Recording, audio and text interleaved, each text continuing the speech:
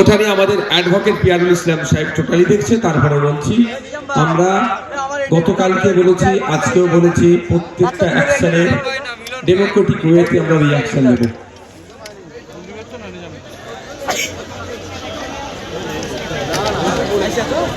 Upcoming ইলেকশনে আমরা যে প্ল্যানটা রেখেছি সেটা তো সবটা পাবলিক ডোমেইনে শেয়ার করতে পারবো না, কিন্তু আমাদের প্ল্যান হচ্ছে বিজেপি এবং তৃণমূল এই দুটো দলকে হারানো। শুধুমাত্র তৃণমূলকে ক্ষমতা থেকে নামিয়ে দিয়ে আমাদের কিন্তু লক্ষ্য নয়।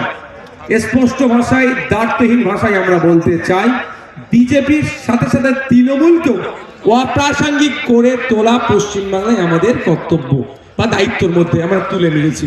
সেই জন্য লেফট ওয়ান কংগ্রেস আরো যে সমস্ত সেকুলার ফোর্সেস গুলো আছে তাদের সাথে কথা বলছি। কথা বলে আমরা ঐক্যবদ্ধ হয়ে বিজেপি এবং তৃণমূলের বিরুদ্ধে লড়াই করার প্রস্তুতি নিচ্ছি। দেখুন, ওটা এখন নট প্রেস কনফারেন্স করে আমাদের পার্টির যারা আরো নেতৃত্ব আছে সেটা বলবেন, যেরকম ভাবে আপনি নেবেন।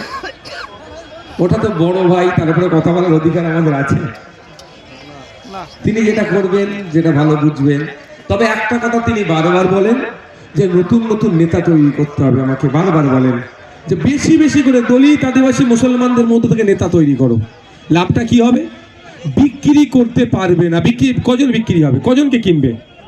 1000 নওশাদ সিদ্দিকী তৈরি হলে, 1000 বিশ্বজিৎ মাইতি তৈরি হলে, 1000 তাপস ব্যানার্জি তৈরি হলে, 1000 কুতুবুদ্দিন ফাতিহ তৈরি হলে, 1000 শামসুর আলী মল্লিক সাহেব তৈরি হলে কটাকে কিনবে? হাঁপিয়ে যাবে। তাই বারবার তিনি কথা বলেন, সেই জন্য হয়তো আগিয়ে দেয় আমাদের। আমরা কি করতে পারছি? 5 বছর উনি দেখলেন, তিনি সেটাও বললেন যে নওশাদ এবং তার 3 সহযোদ্ধাদেরকে নিয়ে যথেষ্ট এগিয়ে যাচ্ছে। এটা আমাদের জন্য বড় পাওনা। আমাদের দলের প্রতিষ্ঠাতা আমাদের যে সার্টিফিকেটটা আজকে দিলেন, তখন আমরা শুধু জাতীয় কংগ্রেস নয়, লেফট ফ্রন্ট আরো যে সমস্ত দলগুলো আছে সবাইকে নিয়ে যারা গণতন্ত্রকে মান্যতা দিয়ে চলে, সংবিধানের ধর্মনিরপেক্ষতার কথা যেটা বলা আছে সেটাকে যারা মান্যতা দিয়ে চলে, তাদেরকে আমরা গ্রহণ করব। Thank you.